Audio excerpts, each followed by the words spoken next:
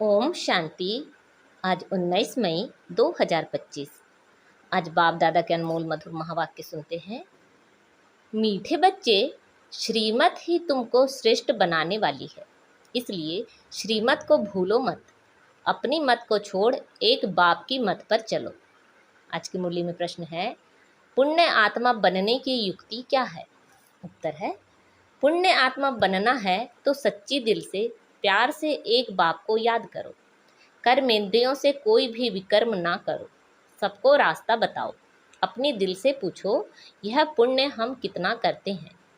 अपनी चेकिंग करो, ऐसा कोई कर्म ना हो जिसकी 100 गुना सजा खानी पड़े, तो चेकिंग करने से पुण्य आत्मा बन जाएंगे। ओम शांति। रूहानी बाप बैठ बच्चों को समझाते हैं। यह तो बच्चों को मालूम है कि अभी हम शिव बाबा की मत पर चल रहे हैं। उनकी है उच्च ते उच्च मत। दुनिया यह नहीं जानती कि उच्च ते उच्च शिव बाबा कैसे बच्चों को श्रेष्ठ बनाने के लिए श्रेष्ठ मत देते हैं। इस रावण राज्य में कोई भी मनुष्य मात्र मनुष्य को श्रेष्ठ मत दे नहीं सकते। तुम अभी ईश्वरी मत वाले बनते हो। इस समय तुम बच्चों को पतित से पावन बनने के लिए ईश्वरी मत मिल रही है। अभी तुमको पता पड़ता है, हम तो विश्व के मालिक थे। यह ब्रह्मा जो मालिक था, उनको भी पता नहीं था। विश्व के मालिक फिर एकदम पतित बन जाते हैं। यह खेल बहुत अच्छी रीति बुद्धि से समझने का है। राइट रॉन्ग क्या है, इसमें है बुद्धि की लड़ाई। सारी दुनिया है रॉन्ग, एक बाप ही है राइट, सच बोलने वाला। वह तुमको सचखंड का मालिक बनाते हैं, तो उनकी मत लेनी चाहिए। अपनी मत पर चलने से धोखा खाएंगे, परंतु वह है गुप्त, है भी निराकार। परंतु बच्चे गफलत करते हैं, समझते हैं यह तो दादा की मत है। माया श्रेष्ठ मत लेने नहीं देती है, श्रीमत पर चलना चाहिए ना। बाबा आप जो कहेंगे वह हम मानेंगे जरूर, परंतु कई मानते नहीं हैं। नंबरवार पुरुषार्थ अनुसार मत पर चलते हैं, बाकी तो अपनी मत पर चला लेते हैं। बाबा आए हैं श्रेष्ठ मत देने, ऐसे बाप को घड़ी घड़ी भूल जाते हैं। माया मत लेने नहीं देते। श्रीमत तो बहुत सहज है ना। दुनिया में कोई को यह समझ नहीं है कि हम तमो प्रधान हैं। मेरी मत तो मशहूर है, श्रीमत भगवत गीता। भगवान अभी कहते हैं, मैं 5000 वर्ष बाद आता हूँ, आकर भारत को श्रीमत दे श्रेष्ठ ते श्रेष्ठ बनाता हूँ। बाप तो सावधान करते हैं, बच्चे श्रीमत पर नहीं चलते। बाप रोज रोज समझाते रहते हैं, बच्चों श्रीमत पर चलना भूलो मत। इन ब्रह्मा की तो बात ही नहीं, उनकी बात समझो। वही इन द्वारा मत देते हैं, वही समझाते हैं। खान पान खाते नहीं, कहते हैं मैं अभोक्ता हूँ।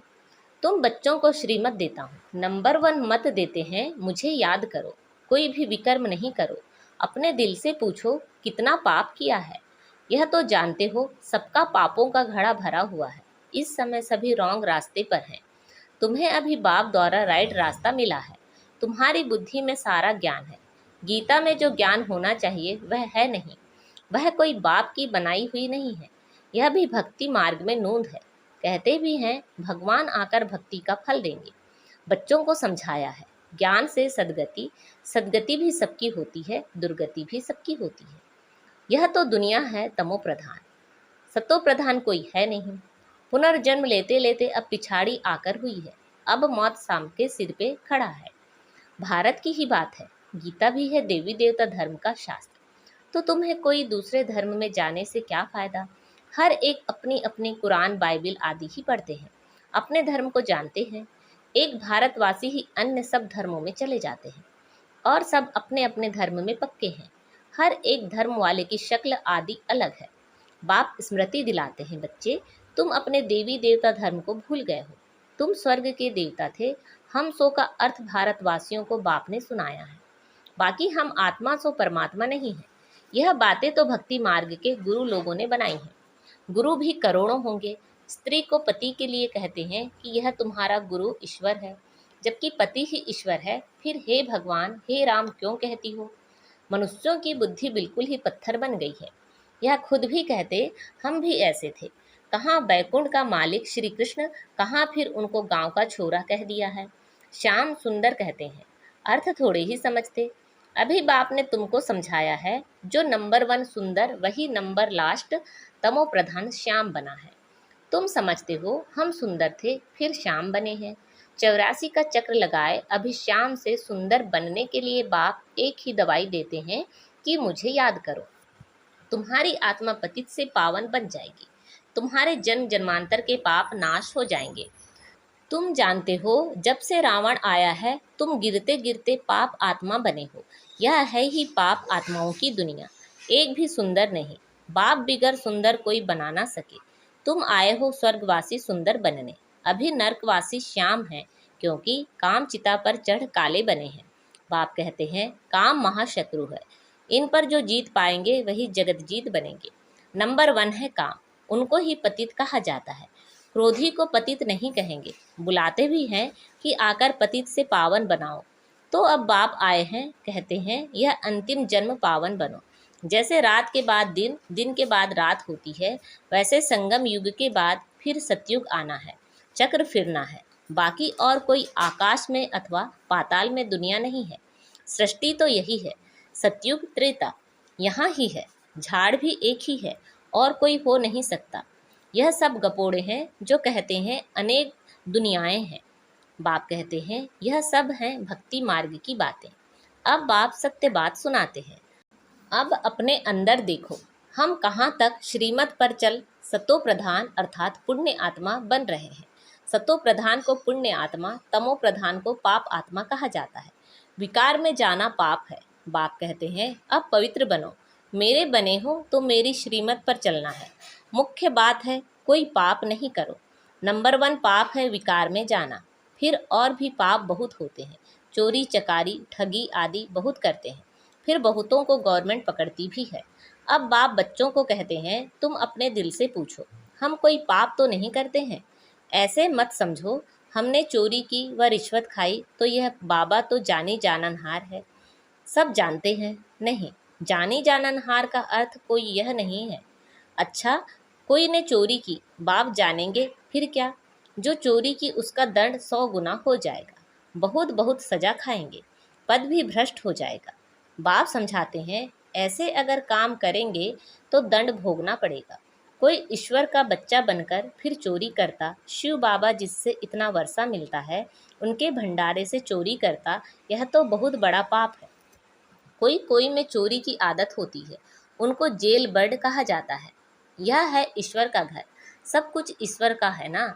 ईश्वर के घर में आते हैं बाप से वर्षा लेने, परंतु कोई कोई की आदत हो जाती है, उसकी सजा 100 गुना बन जाती है। सजाएं भी बहुत मिलेंगी और फिर जन्म बाई जन्म डर्टी घर में जाए जन्म लेंगे तो अपना ही नुकसान किया ना। ऐसे बहुत हैं जो याद में बिल्कुल नहीं रहते, सुनते कुछ नहीं, बुद्धि में चोरी आदि के ही ख्यालात चलते रहते हैं। ऐसे बहुत सत्संग में जाते हैं, चप्पल चोरी कर लेते, उनका धंधा ही यह रहता है। जहाँ सत्संग होता वहाँ जाकर चप्पल चोरी कर आएंगे। दुनिया बिल्कुल ही डरती है। यह है ईश्वर का घर। चोरी की आदत तो बहुत खराब है। कहा जाता है कख का चोर सो लख का चोर। अपने अंदर से पूछना चाहिए हम कितना पुण्य आत्मा बने हैं, कितना बाप को याद करते हैं, कितना हम स्वदर्शन चक्रधारी बनते हैं, कितना समय ईश्वरी सर्विस में रहते हैं, कितने पाप करते जा रहे हैं। अपना पोता मेल रोज देखो, कितना पुण्य किया, कितना योग में रहा, कितने को रास्ता बताया। धंधा आदि तो भल करो, तुम कर्म योगी हो, कर्म तो भल करो। बाबा यह बैजेज बनाते हैं। अच्छे अच्छे लोगों को इस पर समझाओ। इस महाभारत लड़ाई द्वारा ही स्वर्ग के गेट्स खुल रहे हैं। श्री कृष्ण के चित्र में नीचे लिखत बड़ी फर्स्ट क्लास है, परंतु बच्चे अभी इतना विशाल बुद्धि नहीं हुए हैं। थोड़ा ही धन मिलता है तो नाचने लग पड़ते हैं। कोई को जास्ती धन होता है तो समझते हैं हमारे जैसा कोई नहीं होगा।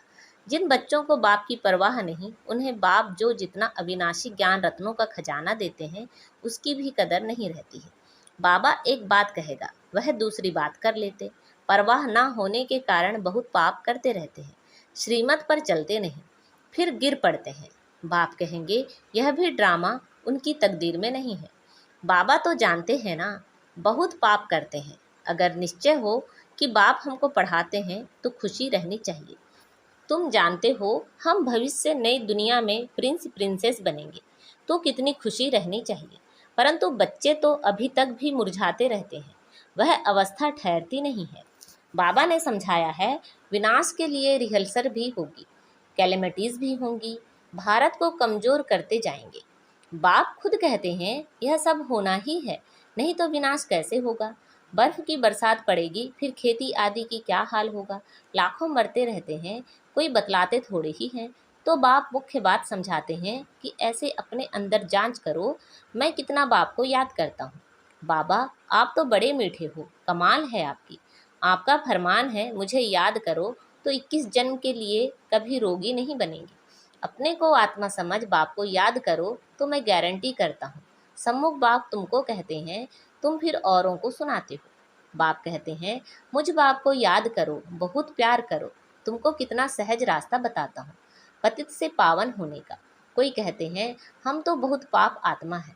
अच्छा, फिर ऐसे पाप नहीं करो, मुझे याद करते रहो तो जन्म जन्मांतर के जो पाप हैं वह इस याद से भस्म होते जाएंगे। याद की ही मुख्य बात है, इनको कहा जाता है सहज याद।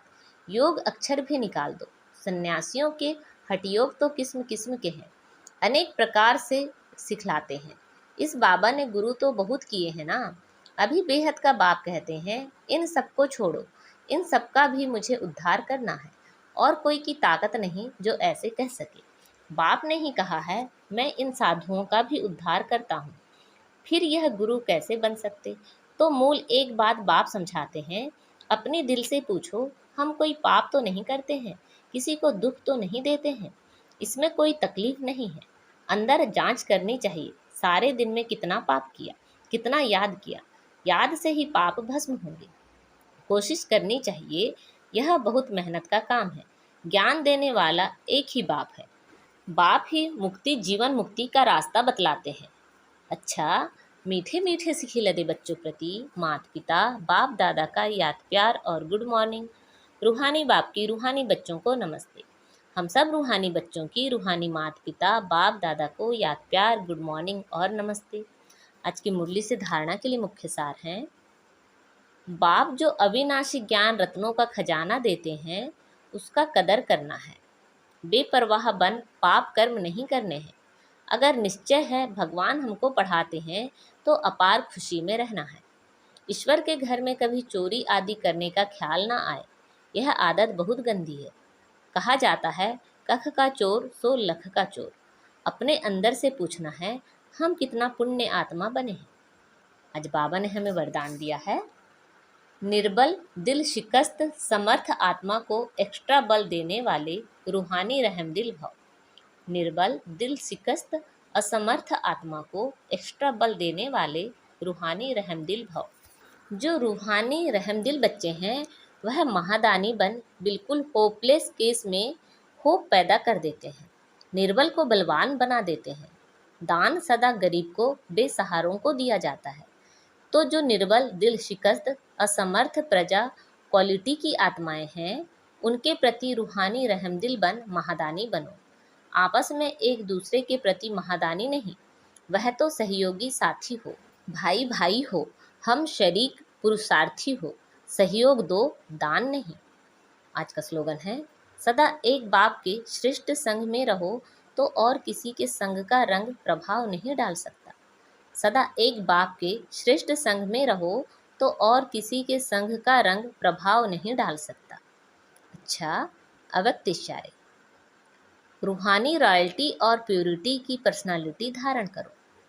प्योरिटी के साथ साथ चेहरे और चलन में रूहानियत की पर्सनालिटी को धारण कर इस ऊंची पर्सनालिटी के रूहानी नशे में रहो।